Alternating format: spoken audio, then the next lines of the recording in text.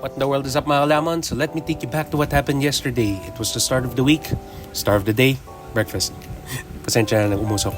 So pagkatapos magluto ng longganisa mula sa pinagprituhan, lagay tayo ng bawang at matik na yan. Garlic fried rice. Yes sir. So halo lang ng konti. Make sure lang na makuha natin yung mga natira pa na mantika. Yes. So kumuha din ako ng boiled eggs at saka kamatis. Isang kagat. Definitely my favorite comfort foods, man. Tapos sumama ng longganisa at fried rice. Panalo yun. Few hours later, after doing some work, ako ay lumabas at naglakad papuntang Buendia. Mag-ingat po tayo sa magnanakaw, lalo na po sa mga development sa balita.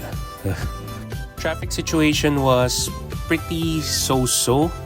And kung sakali man na nag-report kayo on-site ngayon for end of month, I hope everybody made the most of the month.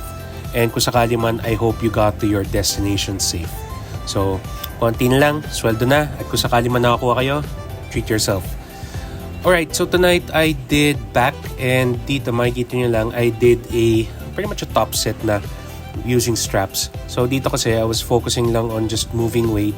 And learning from last week, dahil kasi nag-give out yung grip ko, the focus right now was just to improve yung grip strength. So dito, I tried to count to at least 5 seconds, mga ganun, para lang mag-improve siya. Sana mag-translate. Pagkatapos nun, did a whole lot of accessory work. So, I did yung machine, hammer strength machine rows. So dito, just working the lats lang din. Pagkatapos nun, added a little bit more weight and did two-handed this time. And did a few more back exercises na di ka na nasama sa vlog. Pagkatapos nun, I also ended the night with biceps. Yes, sir. Curls, man, for them guns. So pagkatapos nun, did some cardio, did the work, and went home.